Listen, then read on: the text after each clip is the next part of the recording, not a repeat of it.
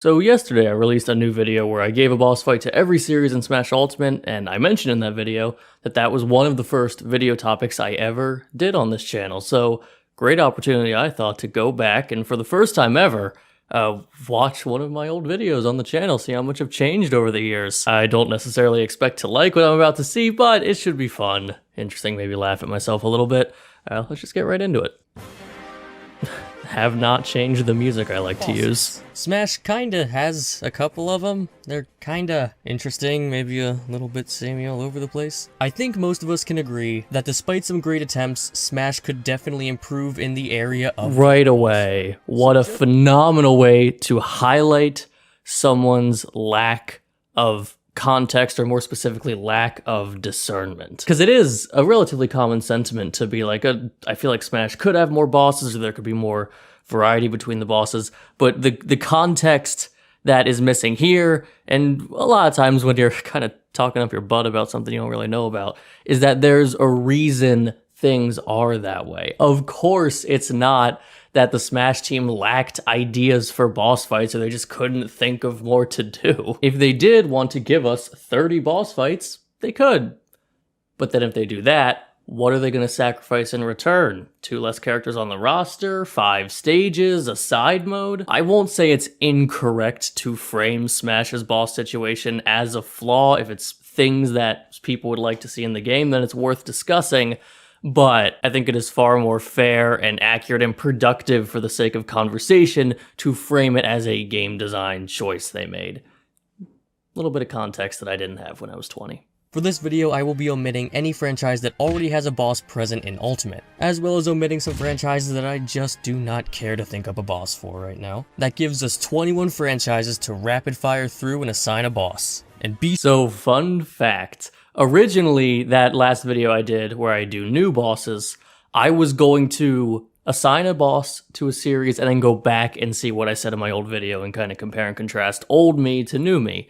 But the reason this became its own separate video is because when I started that process, I got to this part and had completely forgotten that I just didn't do every series. Literally, objectively lying to you in the title. Apologies for that. I'm being a little hard on myself. There's definitely times where even in an every series video, it makes sense to not do every series.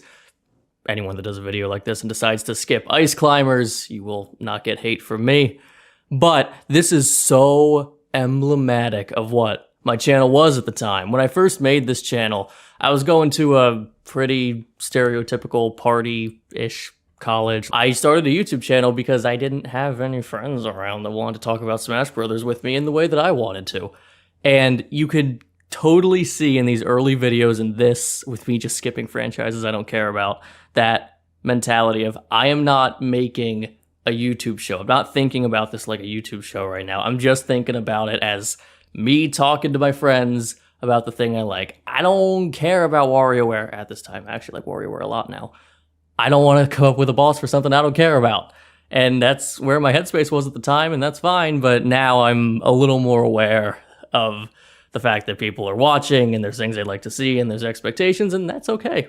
I have expectations when I watch YouTube videos. So I don't begrudge this choice I made here, because that's what my channel was at the time, but channel's different now. First franchise up is Donkey Kong, and while my nostalgia would love to give it to Neki or Eric, we have an inexcusable lack of Donkey Kong. Wow. Just throw those out like those are names people know. Neki is at least like the second boss in the first game. Sure, a lot of people probably at least recognize that. Eric?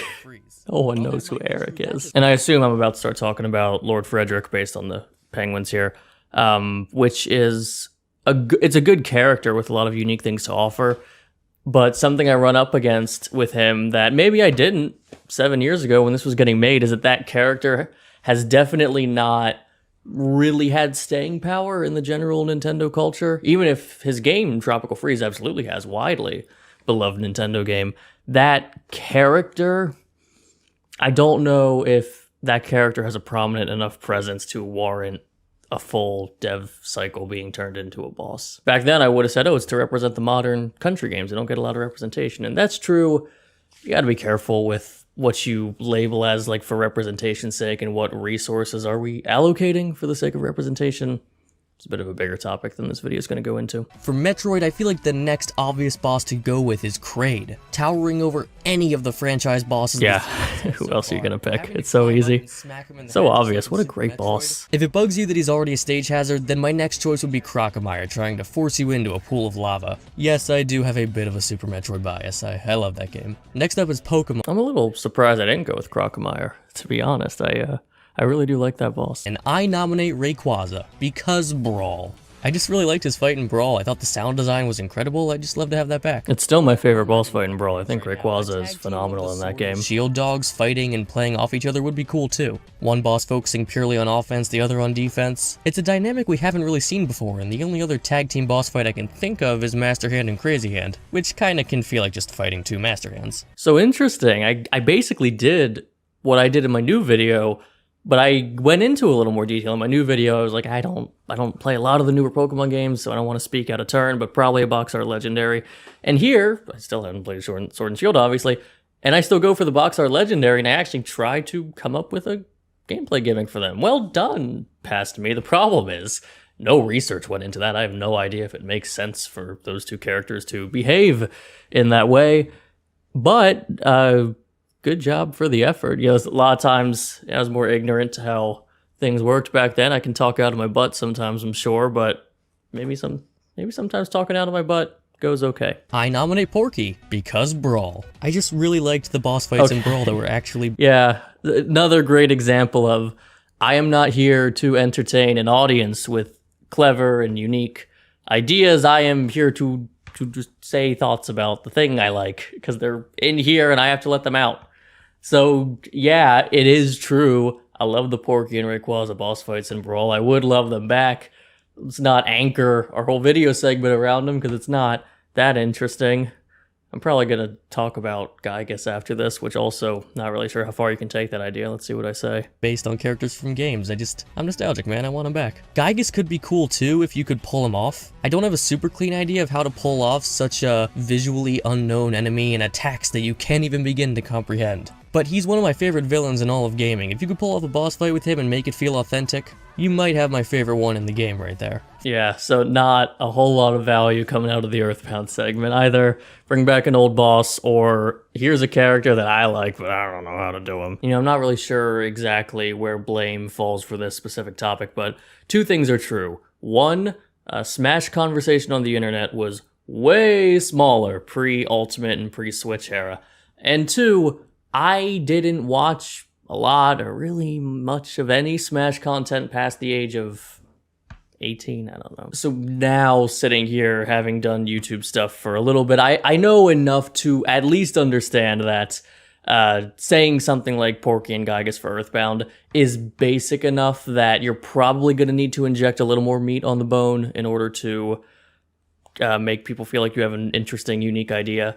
But back then, not a lot of people doing it, or if they were doing it, I was old enough that I wasn't paying attention to it. So I didn't really have that concept that you do have to sort of go more than skin deep for the sake of interesting an audience that has probably seen a lot of Smash content already. Like with a lot of Fire Emblem representation, I would assume they'd want to go with the most recent game for their boss. The most recent game right now is Three Houses, and that's interesting. I'm not sure I agree that the boss would have to come from the most recent game. Although, okay, this video came out before Byleth was added as a character, or I think announced as a character even. So actually, I take it back. I actually agree with my past self that if you're designing a Fire Emblem boss and you know that the most recent protagonist is not on the roster, so actually having the boss fight be from the latest game could actually be a good way to dodge annoying a loud vocal minority by having the main character be on the base roster. So to that end, actually, I can see where he's coming from. And it looks like I'm about to dive into spoilers, and I don't want anyone to have to skip through this video, so we're just going to jump ahead. Spoilers are tough because they can really interrupt the flow of a video, but they're so essential sometimes. And it looks like I talk about dragons in this video, which in my newer video I say, and actually I don't know, I'm not a hardcore Fire Emblem fan. I've played a handful and I've liked what I've played. I now believe that dragons aren't really essential enough that they're not the best idea for a boss fight.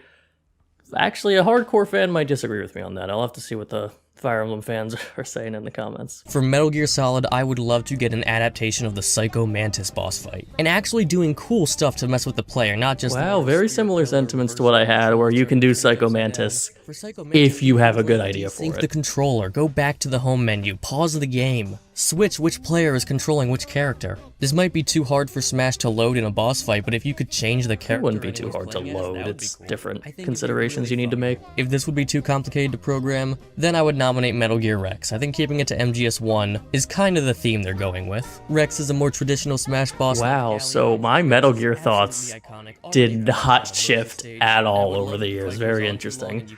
Which actually, that makes sense. I just started replaying the Metal Gear games recently, but the last time I played the whole series start to finish was like 2016, I think, about 10 years. So actually, the last time I played most of the Metal Gear games is the same time this guy last played most of the Metal Gear games, so there's probably something to that. There are some cool Sonic bosses you could pull. I would love to see Chaos. It'd be hilarious to get one of the super edgy guys like Infinite or Solaris in here. But how are you not gonna go with Eggman? It's Eggman, put him in any of his egg— That's not an invalid take, but definitely up there with Bowser as one of gaming's most iconic villains. Choosing to use someone else over him just feels wrong to me. I can't argue with that because it is Eggman. He's probably the most prominent video game villain who is not in Smash yet, spirits aside. As I said in the original video, if you go with something super classical Eggman, it's probably going to be a relatively boring fight.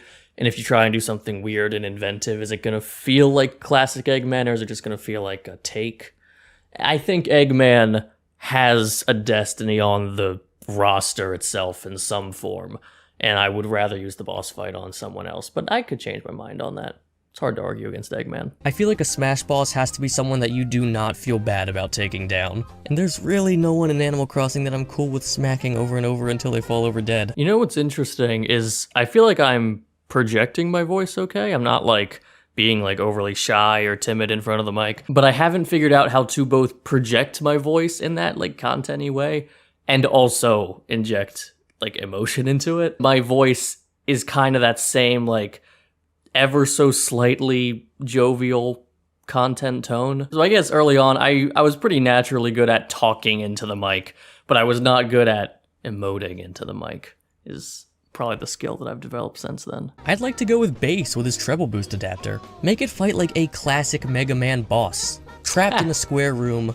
he's flying all over the map, shooting out different attacks, and maybe give him some moves from some playable characters in the game, to sort of insinuate that he's already defeated them and has copied their abilities. It's interesting how my underlying desire to emulate a Mega Man boss fight remained. I just had, frankly, I think old me actually gets the point on this one. I think his idea is probably more objectively better. For the new one, I just really liked just the raw purity of the weapons archive and having to memorize all of its moves.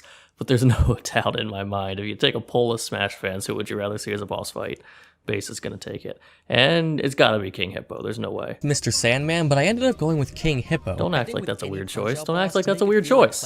Nothing weird about that. It's the right choice. Moving on to Final Fantasy, it's got to be Sephiroth, right? I mean, come on, replicating that battle? Fine. Not a character yet. Say it, because we got the remake coming up. I'm not going to spoil it for You've anyone. spoiled so much already. What are we doing with that? It's interesting I didn't put any, like, drop shadow or glow effect around the series icons, so if it's on a dark background, you just can't see it. A lot of gigantic spoilers for this game. It's something I definitely hadn't learned yet is how important pacing, not pacing, conciseness. I had not appreciated how short attention spans truly were yet. So I didn't think, like spending 60 seconds on something that needs spoilers to address, I didn't think that was a big deal back then. Now I know that is a massive deal.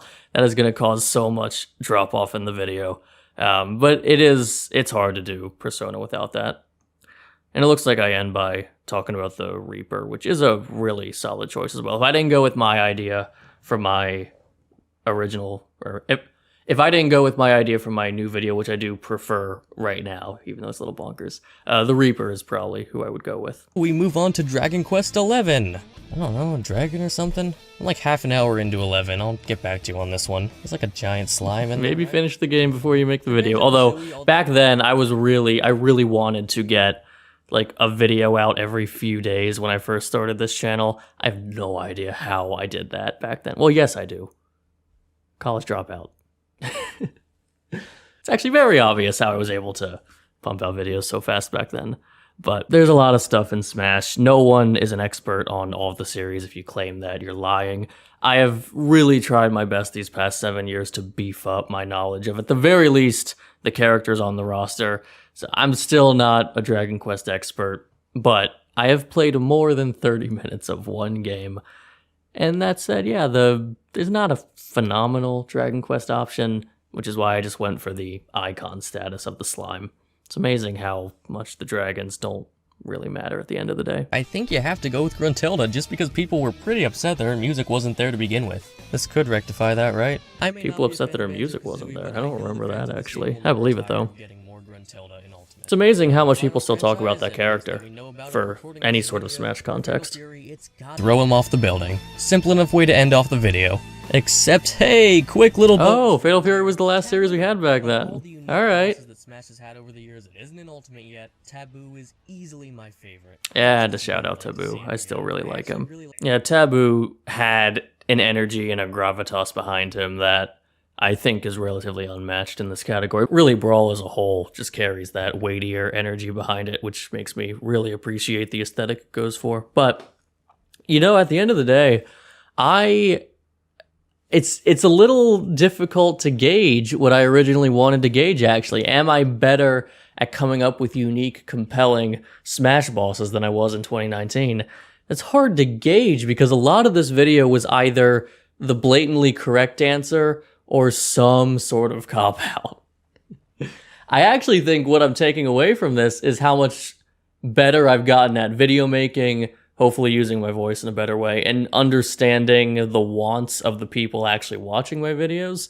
I didn't know anyone watching my videos when I uploaded this. Like, I think this video got maybe like 6 views in its first 24 hours, something like that. But yeah, I didn't really take a lot of risks coming up with compelling boss ideas. There was the Pokemon one, that was neat. Got into it a little bit with base, but besides that, wow. It's at least a nice feeling to know you're getting better at something.